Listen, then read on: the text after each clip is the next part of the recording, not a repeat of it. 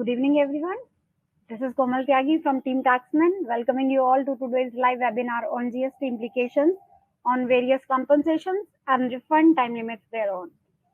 First of all, I wish to start with a brief about Taxmann. We are the leading publisher of tax and corporate laws in India. We maintain the largest and the most accurate online database on income tax, GST, international taxation, company and SEBI law, IBC, FEMA banking and NBFC, competition law, accounts and audit, and Indian acts and rules. Over the years, we have worked strenuously to offer the solutions that will continue to help you grow your practice. Our 6 decades of experience in the domain has helped us to constantly innovate and enhance our services and take the tax practice to a newer height. We have also developed the national website of the Income Tax Department, and we maintain it with the help of our technical team and the editorial. Now I introduce our learned speaker for the evening, Mr. Deepak Suneja, partner Nitya Tax Associates.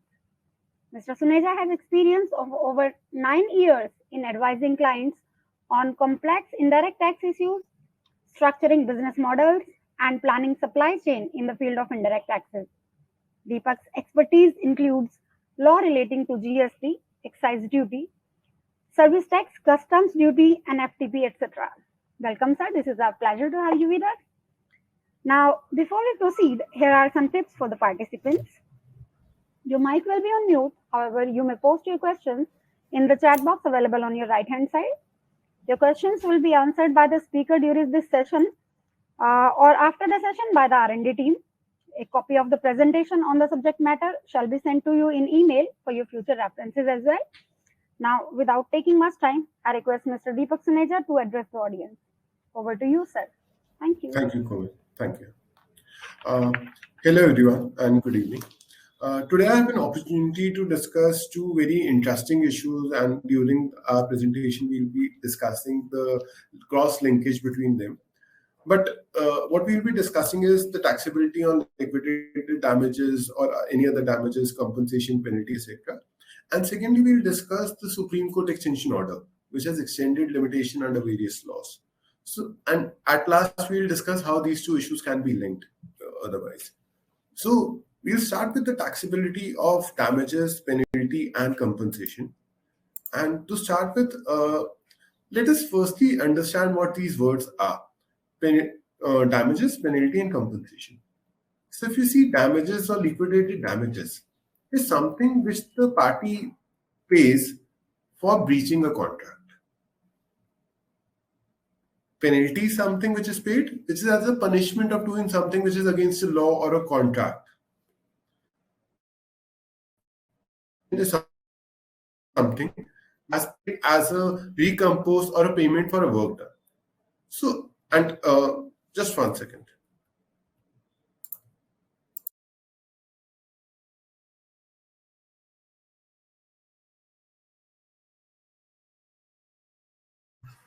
So, if you see the words involved, liquidated damages, penalty, and consideration, there's a stark difference between these words. Liquidated damages and penalty is something which is paid as a something for stopping something to do or as a penalty, or breach of contract or as a punishment. Vis-a-vis, if you see consideration, it is something which is agreed in the contract and paid for services provided. So there's if you with the meanings of these words, we want to highlight that there's a difference between damages, penalty, and consideration. And we'll be discussing the relevance of these meanings in our future slides. Now, let us understand the provisions which are there under the service. Just 1 second. I'll just take 1 second. Oh, sorry.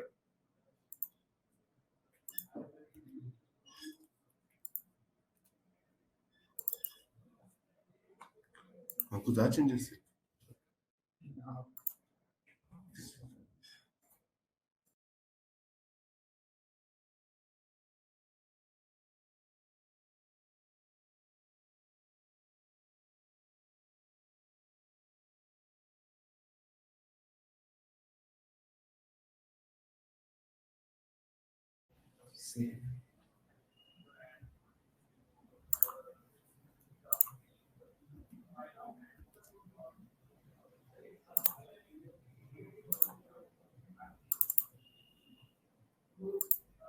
Sorry everyone for this confusion.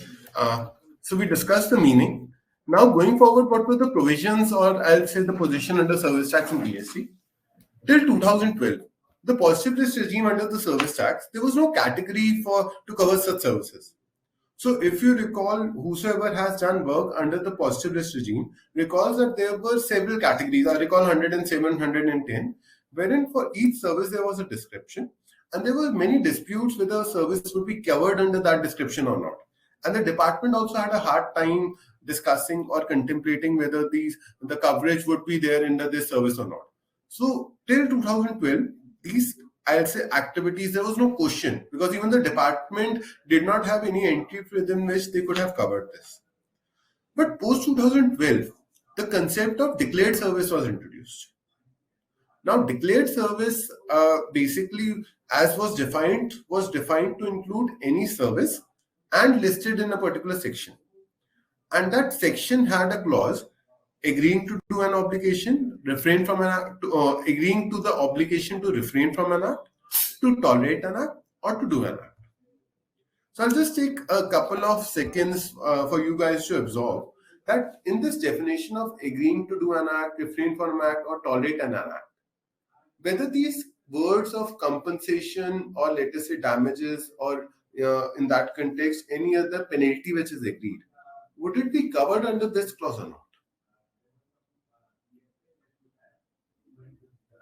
So in this regard, I'd just like to highlight that as I started, the definition of declared service had a presumption services as defined under section 66E. So in that context, it can only cover if it is a service in the first place. So we'll cover or discuss the jurisprudence which came in this regard later. Secondly, there was a schedule 2. When GST came, there was a schedule 2 which said the activities enlisted in schedule 2 would be deemed as service and would be treated as supply of goods and services. And the same expression which was there under the declared list was included in this as well, schedule 2 as well. Now, what is interesting and important to note is that the CGST Act was amended in 2018. And the retrospective amendment was to clarify that the reference to Schedule 2 is for classification purpose only. That is, it is only to classify whether a particular product would qualify as a good or a service. It cannot bring into the scope of supply something which is not a supply otherwise. So again, giving you a moment to absorb. This amendment, what it did was, while the expression agreeing to do an act, refrain from an act, etc. was already there in Schedule 2, they said that this expression would not mean that this activity is a supply. You first have to satisfy the test of supplies otherwise, and then state or then say whether if yes it's a supply, then it's a supply of service. But if it is not a supply, then it cannot be taxed only because it is covered under Schedule 2. Now moving forward, and I'll just before I move to the next slide, I'll just like to pose a question and you can probably answer in the chat box. Do you think that this activity of damages, etc., is actually a supply of service, or is it not? And I'll just wait for 15 seconds while you can just chat your thoughts here, whether these activities is a supply of service vis-a-vis the provisions which are there under service tax GST, or it's not a supply. So please guys, I'll just request you that if you can post here. Yeah.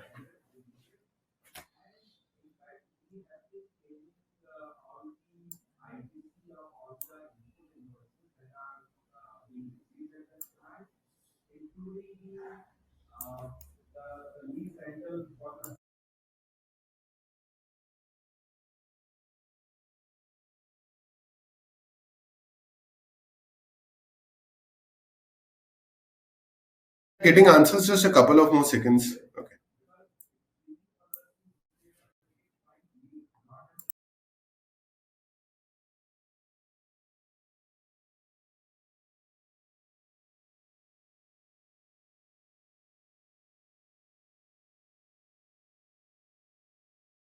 So many of the participants, so there's Neha, Uday, Viral, Suraj, Kailash, all of them are saying that it's a supply of service because it is, quite frankly, one has even tried to explain that because it is a part of the condition of the contract, it is a supply.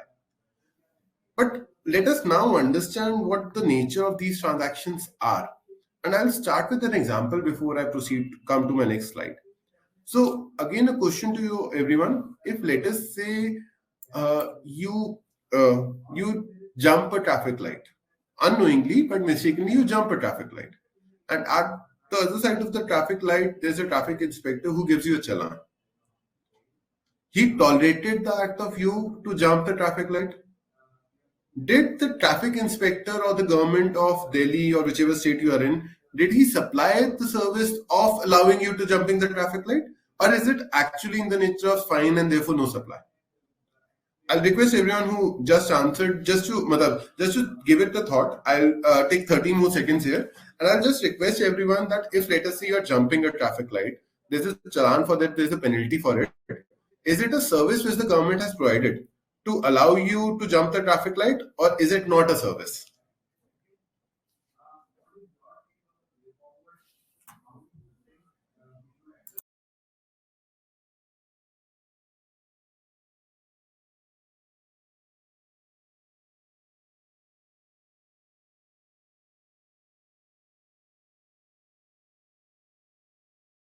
So we are getting answers now. Many of us have answered it's no supply, it's nature of fine, etc., not a service. No. So yeah, everyone is now answering that it is not a service. And now let us understand. Let us just go back here and just discuss of what we started with. We started with damages, penalty, and compensation. And let us now compare where I was going through of basis what, in my view, these activities are not supply. While it might be provided in the contract, it is still not a supply. Because firstly, it mixes the basic element of supply or a service, which is which is that there is no benefit being received by the recipient. So what is the service? So you come to me for getting an opinion. I do that opinion. I charge you. That's a service. This is a service for a consideration. We both agree. Parties had a consensus at item, and we agreed that this amount would be payable. So there's a benefit which you got. There's a consideration which I got, and both parties in that context were happy. But when it comes to damages, compensation, or let us say penalties, these elements are missing because number one, it's consideration. If you see violates in the nature of promises, damages are compensatory in nature. This is the second point, is the most important point which I was referring to. The recipient does not get benefit for damages or compensation. Well, it might be under the act, like fine was under the law, they might be under a contract that I am paying those damages or compensation. But it is never my intent that I want to get as a sufferer, I want to get those damages and compensation. That is never the intent. That is not something which I'm getting as a benefit or for which I entered the contract. Let us say I entered the contract that you have to complete the building in 12 months. I'll any day be happy that the building is completed in 12 months rather than that building getting extended and I getting some damages out of it. I make let us say there's a compensation that you have to supply me X quantity in a month. I never want to get that compensation. It is in that context I'm being forced for particular activities out of my control, and in order to act as a deterrent. Just like for traffic police, why does it impose a fine? It does not impose a fine that okay, you break a traffic light and you pay me fine. It is to make it a deterrent that this activity should be avoided and should not be repeated, and therefore there's a financial implication attached to it. Same are the cases with these were damages and compensation. So the first very important point is that the damages or compensation or penalty, they lack the basic characteristic of being a supply. The term itself means that they are being paid without the will, or let us say without the acceptance of the taxpayer.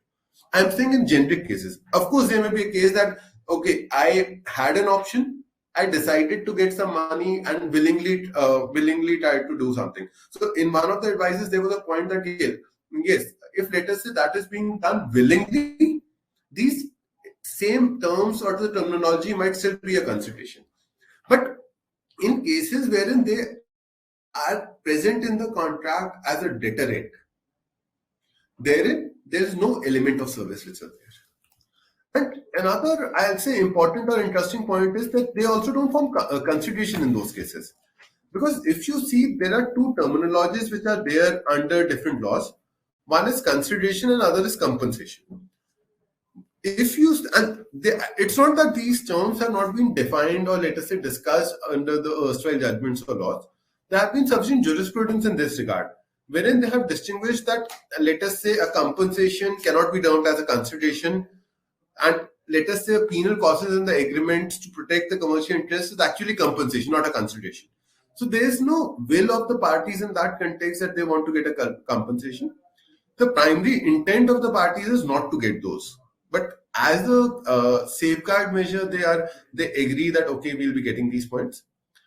Lastly, what the courts, or let us say a generic logical distinction which is there is consideration is a result of active action, while damages represent passive action. So consideration I do to get the work done.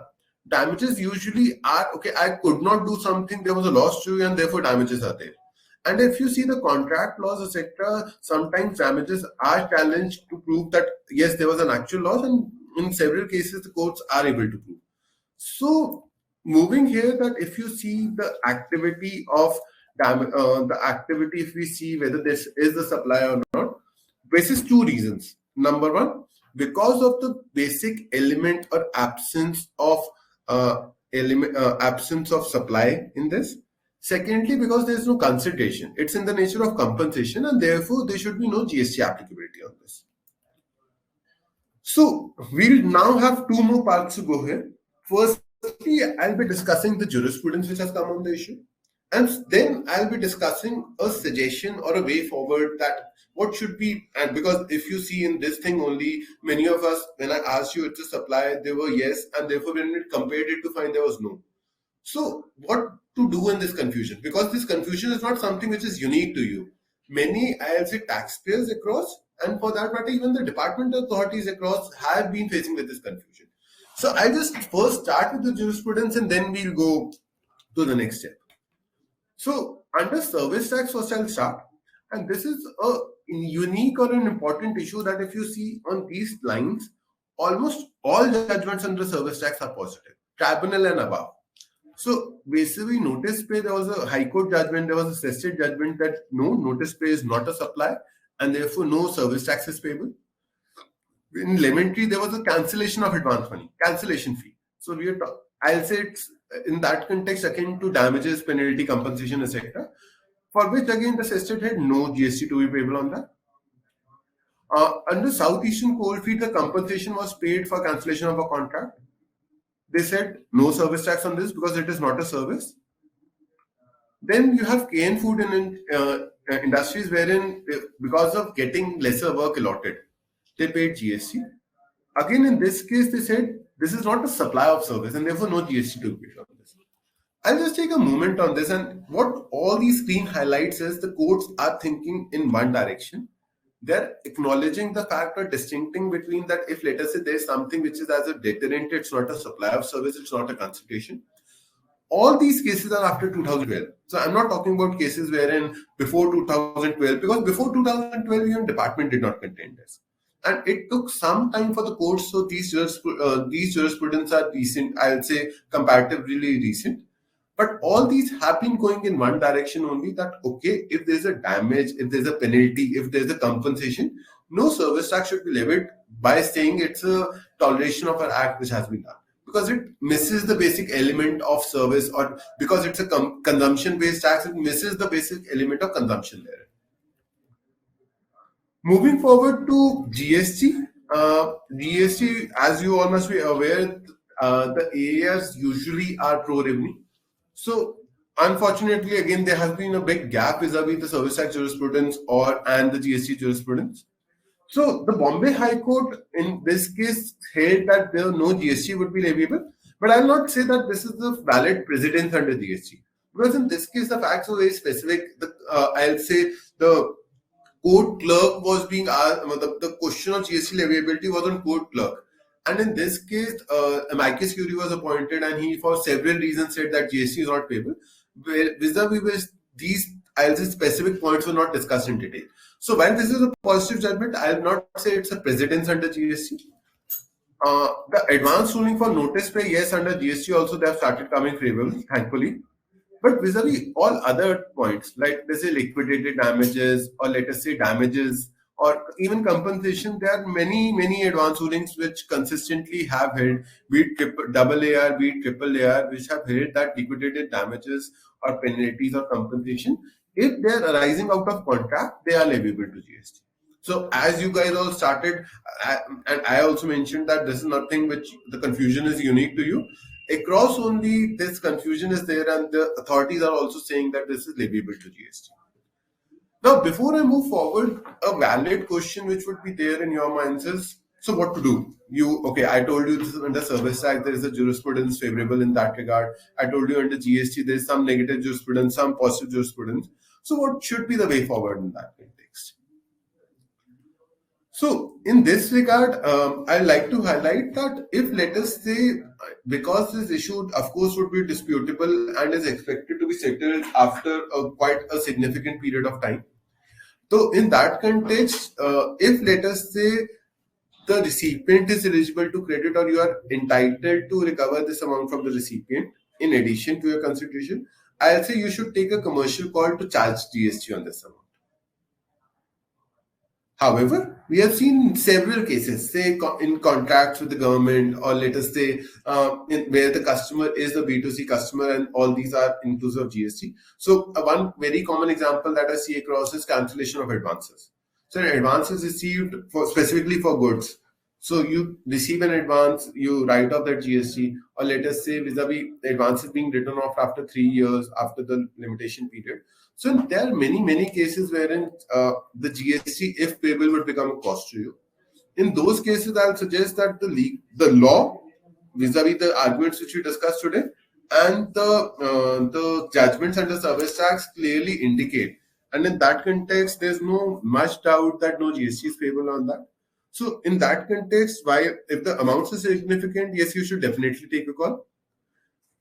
Lastly, it also sometimes so happen that the transaction actually is made in foreign currency, wherein again an argument of export can be taken. So commercially, if let us say the revenue implications or the commercial implications are not there, you may decide to err in favor of department.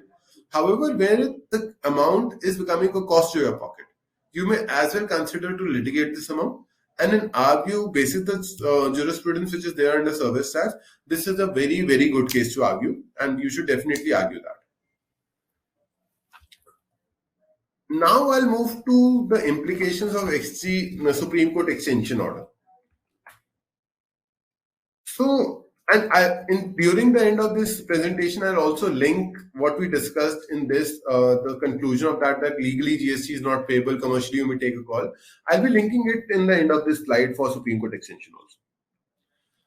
So the implications, so firstly, understanding how the timelines moved regarding Supreme Court extension. Just to first of all give you a background, in this, that Supreme Court, when COVID came, it took into acknowledgement that the life as usual came to a standstill. So it said, okay, under tax laws, be it GST, excise service tax, or under other laws also, there's a time limit which is prescribed. So Supreme Court took cognizance. In March 23, it issued an order as COVID cases were rising, that from March 15, 2020, if any due date is falling, that shall be extended. So please pardon my language. I'll be using the exact legal terms what Supreme Court said in the next slide. But this is just to give you an idea how things move. So on 23rd March, you got the first order. They said 15th March is the cutoff date. The cases have started rising. Life is not usual, so it has been extended. Slowly and steadily, when the life came to standstill after 1 year, almost after 1 year. So March 8, they said, okay, life is normal now. So they defined a prescribed period that this period shall be excluded. Moving forward, 2021, March, April, May were very unfortunate. The second wave hit India hard. So on 27th April, after several representations, they said again that the original order, that is on March 23rd, that is restored, and therefore the timelines are again extended. On May 28 and on July 20, certain press releases were issued.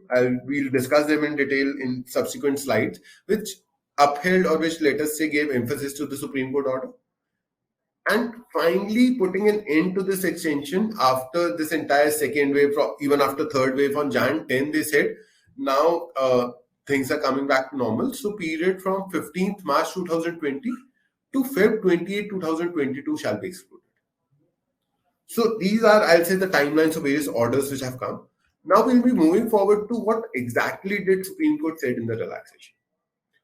So firstly, right from the first order till the last order, they said that what they are covering firstly. What is the scope or what is the coverage of the Supreme Court order? It said limitation prescribed under general or special laws for a judicial or quasi-judicial matter shall be extended. Taking just a minute here, general and special laws. So special laws is any law which prescribes specifically a limitation period. Just one second.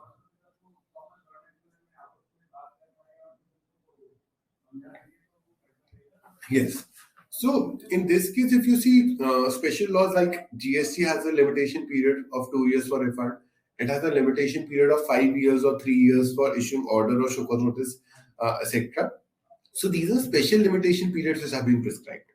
And if you talk about the general limitation period, that is your general limitation period of 3 years as has been prescribed under the General Process Act. So this is what is covered by the limitation period under the general special laws. Second, what are judicial or quasi-judicial matters? Judicial, of course, what we know are the matters which were before the courts. But if you see, in addition to those, by statute, several authorities have also been given a quasi-judicial authority. So when a department issues you a show cause notice and asks you to explain the reasons, he's acting in a quasi-judicial authority, which means that while he's not a judge, he is supposed to act in the capacity, or I'll say following the parameters of logic of how a judicial matter is to be conducted. So these are quasi-judicial matters. So issuance of show cause notice, commission appeal, these are quasi-judicial authorities which are there. So not per se judicial, but acting in the authority or in the capacity in judicial matters considered as quasi-judicial matters.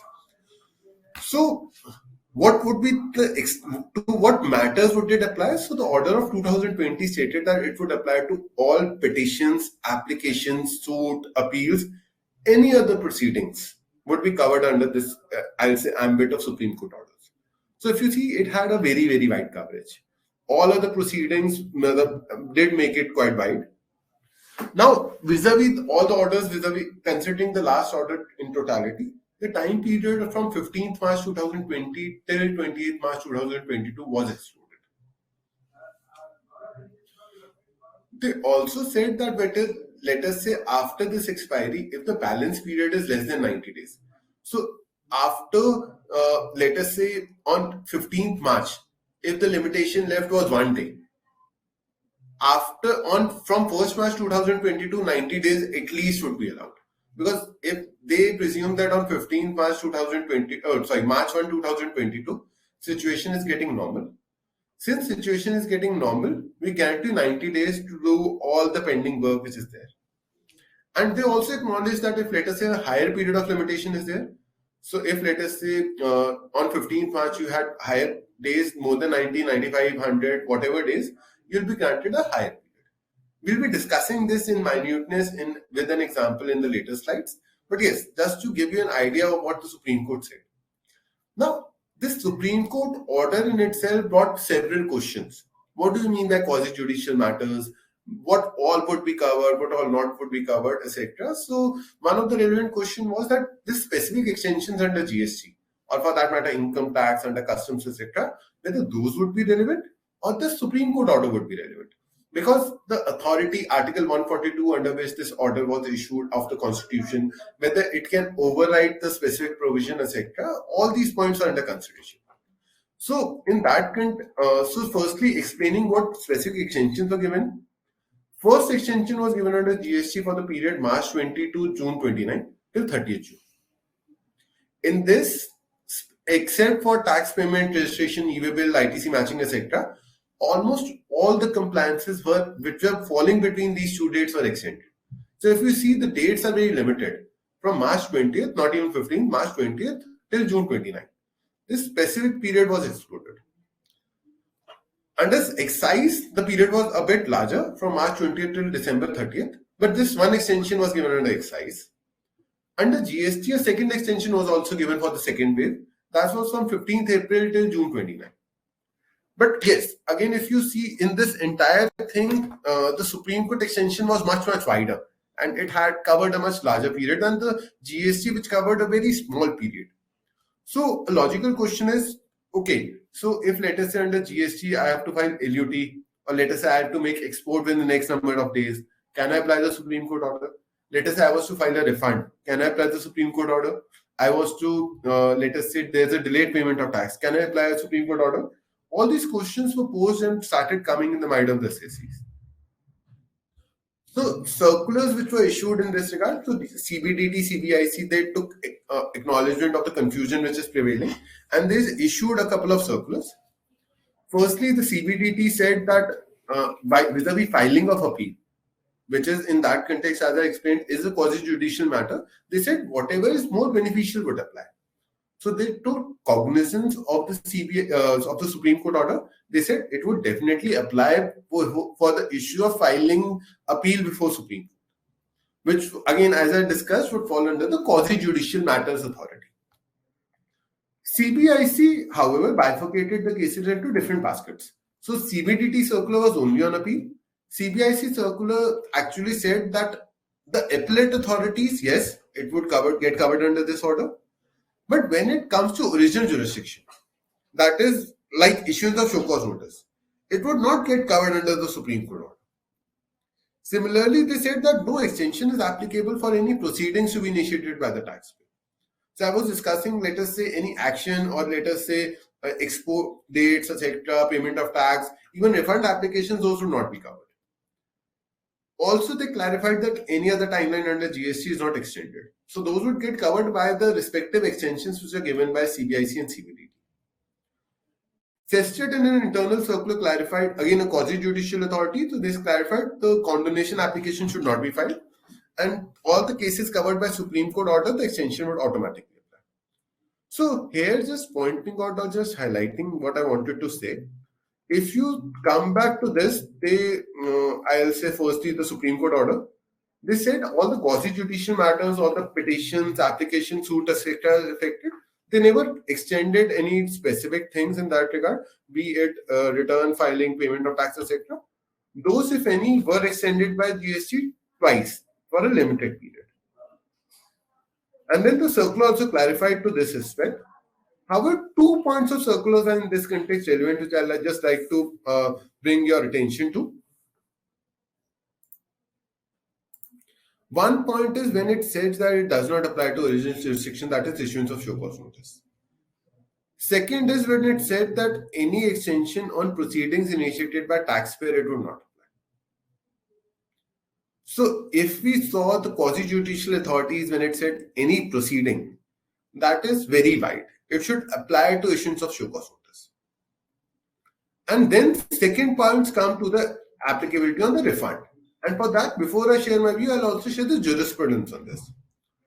So the courts, be it Allahabad High Court, Bombay High Court, Madras High Court, has consistently been saying that a refund application, because if you see, you file an application that gets judicially decided, there's a show cause notice which is issued and not a which is passed, so that gets covered by the Supreme Court order. Consistently, the courts have been holding this. So if you see in this slide, the CBIC circular says that any proceedings to be initiated by taxpayer would not be covered, the courts have been holding otherwise. They have been saying this is a judicial proceeding or this is a proceeding. Any application was covered and therein any other proceeding that gets covered. So they have been granting extension for refund. And we agree with these courts. The courts have rightly, because when COVID came, COVID made the life standstill. It was not that you can file a reply before a court or to a show cause notice or an appeal, but you cannot file that, but you can file a refund application. if let us say the life was not usual, it was even not usual for filing a refund application. And in that context, the consistency of the courts show that they are in that context clear that this extension would be applicable. So going forward, I'll just like to understand or explain with help of an example what this means. This extension of, or let us say the Supreme Court order being applicable, what does it mean? So let me take an example that a taxpayer paid excess tax in Feb 2018. He was supposed to file refund in 2 years from date of payment of tax, which comes out to March 20th, 2020. If you see this March 20th falls after the Supreme Court order of 15th March 2020, and therefore the period between March 15 till Feb 28 shall be excluded. So this period shall be excluded and his due date automatically jumps from 20th March to 20th Feb 2022. And now he has 90 days from March 1, 2022 to file the refund application. In essence, any refund which the due date of which was let us say from after March 15, 2018 or any after can be filed in May 30th, which is 90 days from 31st March 2022. This is the minimum. It may also be possible that on 15th March a higher period of limitation was in balance, therefore that gets extended. But at least this much would get the taxpayer would get an option to file a refund of this. Now moving forward, and as I promised you, linking with the first case with this case now. So let us say some of you have some cases wherein with the understanding that tax is payable on, let us say, forfeiture of advance, or let us say liquidated damages, penalty, compensation, etc. You have paid GST. The GST, the period for which you have paid GST is Feb 2018, and after that, any time till date. You have not passed on the burden of GST to the customer. So basically, I'm laying down the conditions of filing a refund of excess payment of tax. In short, if you have paid GST on forfeiture of advance or cancellation or liquidated damages, etc., which we discussed in the first part of the session that no GST is payable on that. And you paid GST anytime after Feb 2018 because Feb 2018, the due date was, the tax would have been paid on 20th March 2018. So the 2 years, etc. fall accordingly. You can actually file a refund claim with the department on this basis. This is the Supreme Court extension. And therefore, any excess tax paid right from 2018, almost 4 years now, can be filed till 30th May. So in that context, this is an apt time for you, if any excess tax has been paid, to apply the refund for the same. Be it on account of, let us say on these accounts, damages, etc., or for any other reason. If any incorrect tax, excess tax has been paid, the refund of the same can be filed. Just the last point which I like to make, and then I like to take questions that have come. So the relevant, so as I mentioned that if let us say for March 20th, we discussed that if it falls in March 19, only 4 days have passed. So on 15th March 2020, only 4 days were pending till refund could have been filed. So now the last date would be 90 days would be given. Instead of 4 days, on 15th March 2020, 4 days were pending. So now he'll be getting 90 days. But if let us say the excess tax was paid in 2019, and on 15th March 2020, 400 days were pending. In this case, those 400 days would start from March 1, 2020.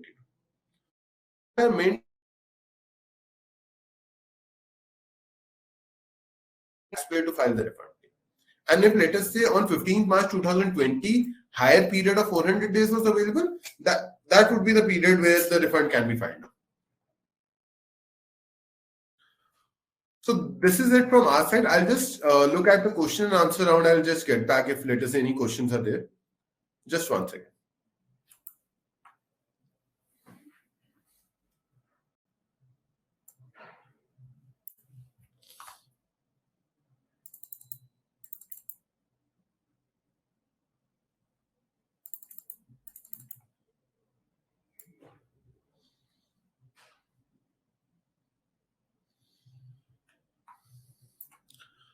So there's just one question on SLVDR, whether that would get extended that was extended till 30th 6 2020, whether that would also get extended.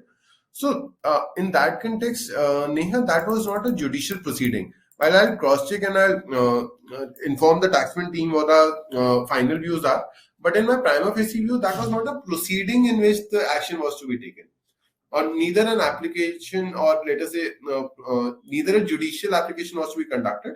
But yes, I think a fair point and basis what the courts have been saying for refund, a view may be taken. But what I'll do is, I'll quite frankly, I've not researched on this, so I'll prefer that I research on the issue and then I get back up for this.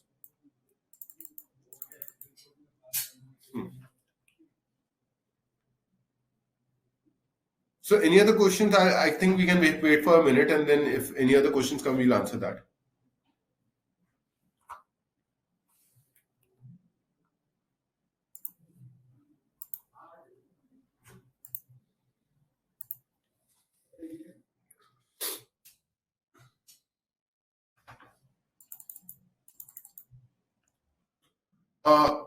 One question has come from Viral that we are paying commission to tolerate an act outside India where the GST is payable.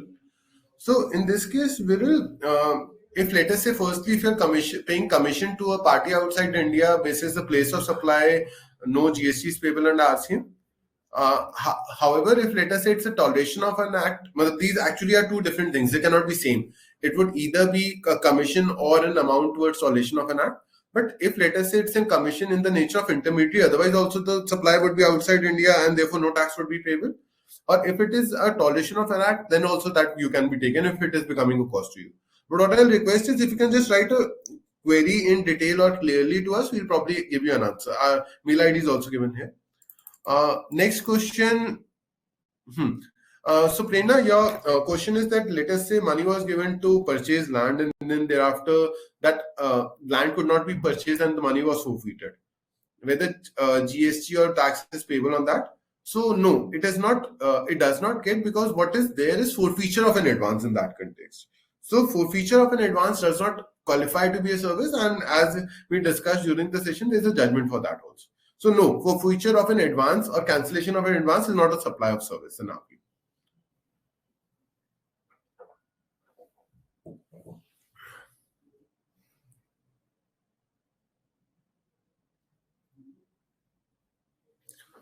So I think this is it, Komal. If you can just close the session. Well, thank you, Mr. Suneja, for this insightful presentation. This would definitely add to the knowledge on the topic. I appreciate the subject matter and thank you for precisely explaining it to the audience. I also thank all the participants for being so cooperative. Thank you all for taking time out of your busy schedule and joining us in this session. Though we have tried to reply to the queries raised during this session, yet in case you have further questions, you may please send them to us in writing at sales@taxmann.com. And yes, we shall share the copy of the presentation used in this session in email to all the participants. Thank you all once again. We shall soon be back with another vital topic. Till then, stay safe and have a great time. Bye-bye. Thank you. Thank you.